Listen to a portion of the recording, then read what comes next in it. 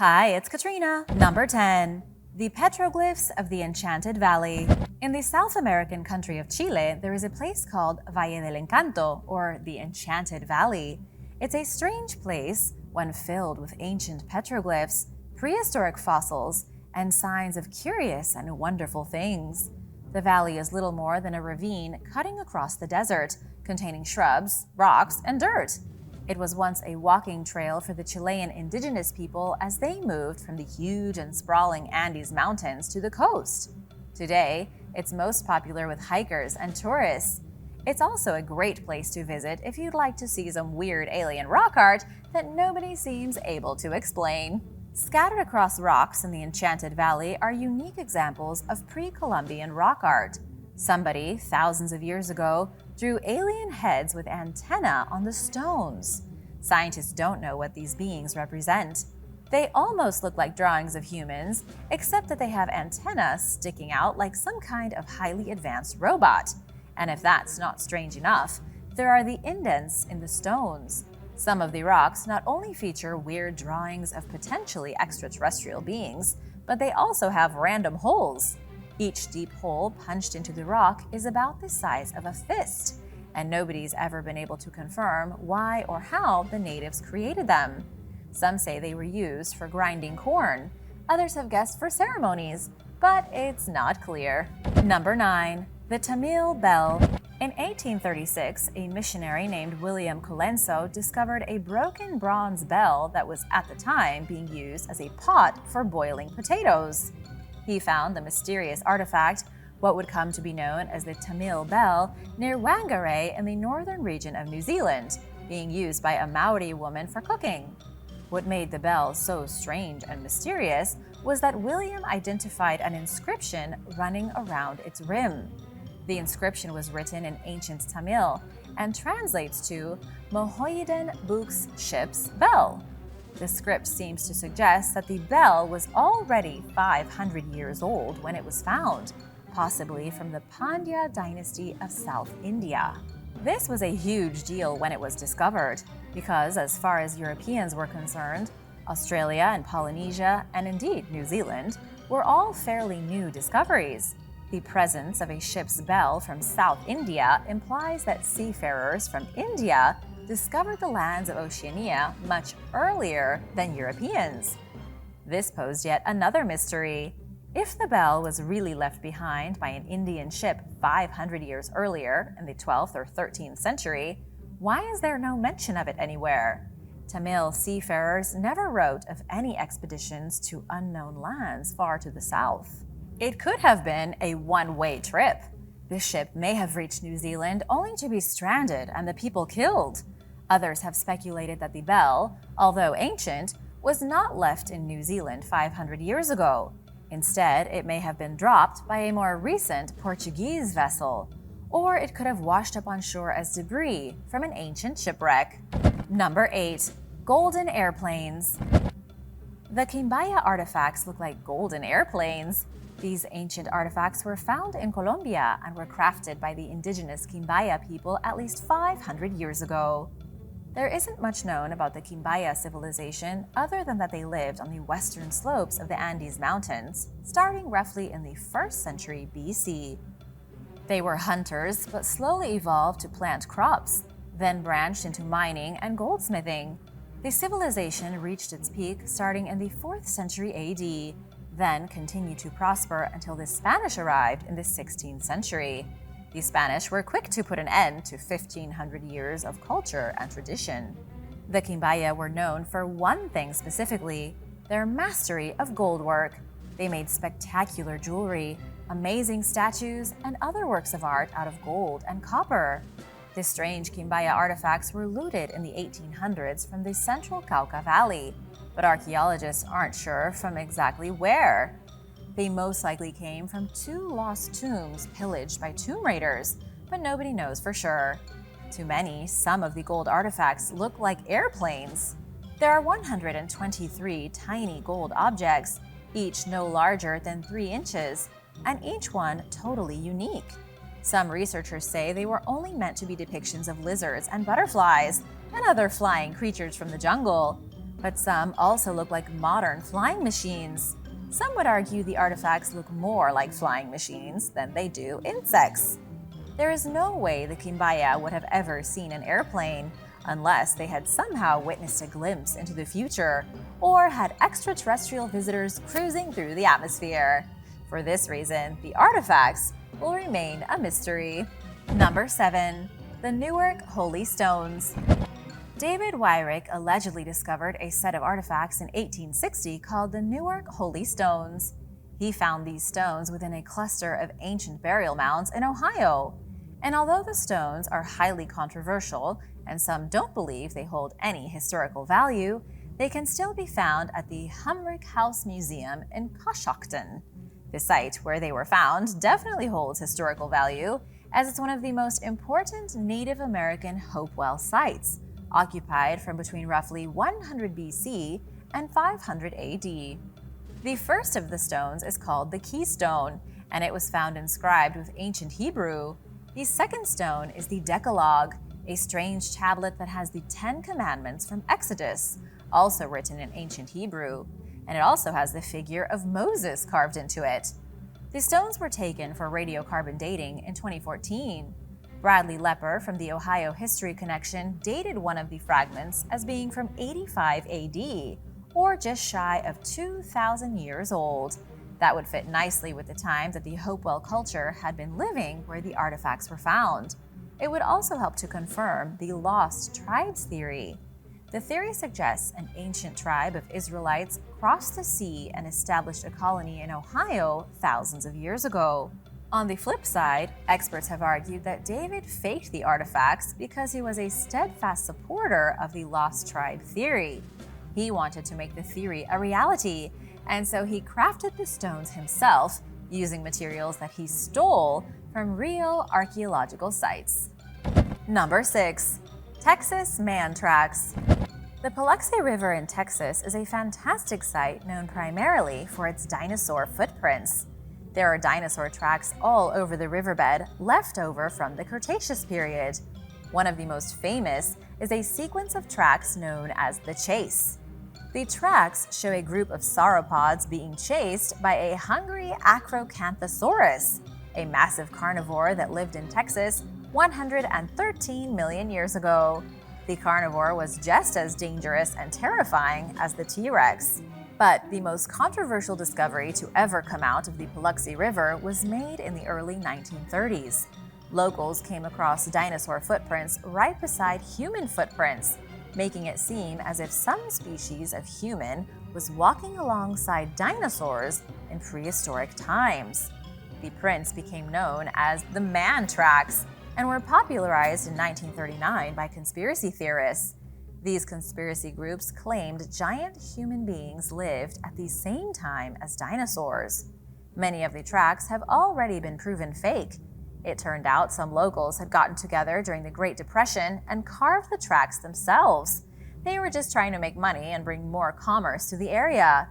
But other tracks have proven to be legitimate. These other man tracks are real fossilized tracks, only too distorted or eroded to tell for sure if they were made by giant people or bipedal dinosaurs. Number 5. The Dorchester Pot. The Dorchester Pot was found in Dorchester, Massachusetts in 1852. The mystery behind the strange artifact is that it's supposedly 593 million years old. It was found broken into 2 pieces following an explosion used to break up rock near Meeting House Hill. A story in the Boston Transcript from June 5, 1852, describes the discovery of the artifact in great detail. The 2 pieces of the pot were found loose in the debris of the blast. It was inferred at the time that because of the location of the fragments, they had been stuck in solid stone. The pot fragments would have been buried under 10 feet of solid rock.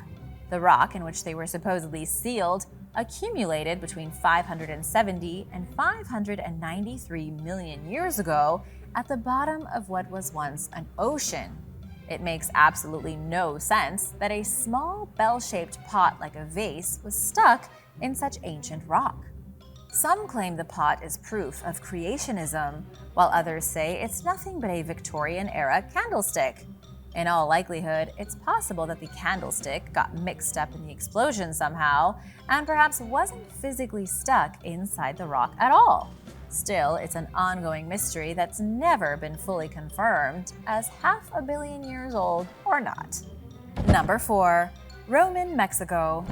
In 1933, archaeologist José García Payón was excavating an ancient site in the Toluca Valley of Mexico. The site is about 40 miles from Mexico City, once the seat of a powerful Mesoamerican society. The major city of Calixtlahuaca, nothing more than a ruin today, was an urban settlement ruled by nomadic natives as far back as 640 BC. But over the next 2,000 years, the original inhabitants lost their influence. The city was taken over by the Mexica and later the Aztec, and by 1510, the whole place had been burned to the ground. It was during excavations of this city when José Payón discovered the terracotta head of something that looked strangely Roman. The head was part of a larger figure, but was found detached from its body in a grave buried under 3 floors of a pyramid. The head was accompanied with other valuable objects like jewelry made from copper and rock crystal. Whoever had been buried beneath the pyramid died around the year 1476. Where in the world the head came from is anybody's guess. The truly bizarre thing is just how much the terracotta head looks like a Roman artifact. It looks like it was pulled from the tomb of a Roman emperor and not from the grave of an unknown Aztec. An assessment done by Romeo H. Hristov from the University of New Mexico in 2001 said the hypothesis of Roman origin is applicable. Romeo went on in his report to claim the head could have come from the 2nd century AD. Judging by the shape of the beard and the style of hair, the head could have been one of the Severian emperors from between 193 and 235 AD.